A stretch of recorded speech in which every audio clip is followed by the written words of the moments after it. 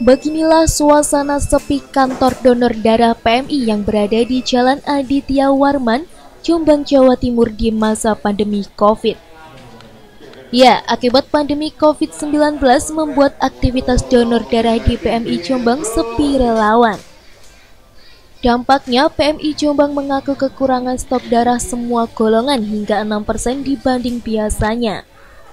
Stok darah semua golongan dalam sebulan kini hanya mencapai 800 kantong. Berbeda sebelum pandemi COVID, stok darah bisa mencapai 1.700 hingga 2.000 kantong per bulan.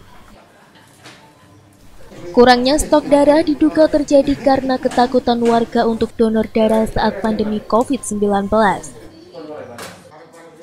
Selain itu, sulitnya izin dari perusahaan dan instansi pendonor terhadap aktivitas donor darah keliling yang dilakukan petugas PMI ke sejumlah perusahaan karena physical distancing membuat PMI semakin kekurangan relawan donor darah.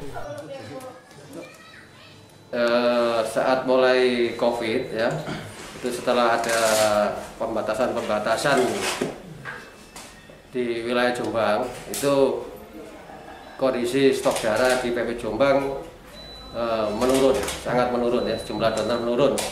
Karena apa? Karena ya ada pembatasan itu dan banyak sekolah diliburkan, kemudian yang kita bisanya jemput bola ke pabrik-pabrik, gereja juga ya, sekolah-sekolah.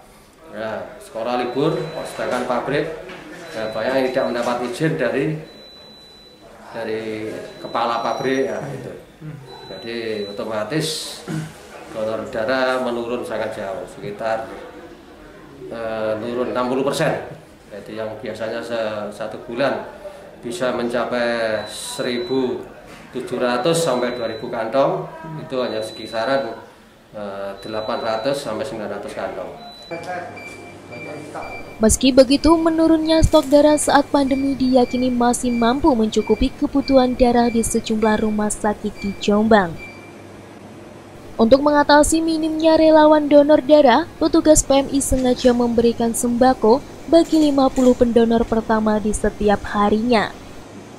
Langkah ini dilakukan untuk kembali meningkatkan kebutuhan stok darah serta membantu relawan donor darah saat pandemi COVID-19. Dari Jombang, Hidayat, TV7 News melaporkan.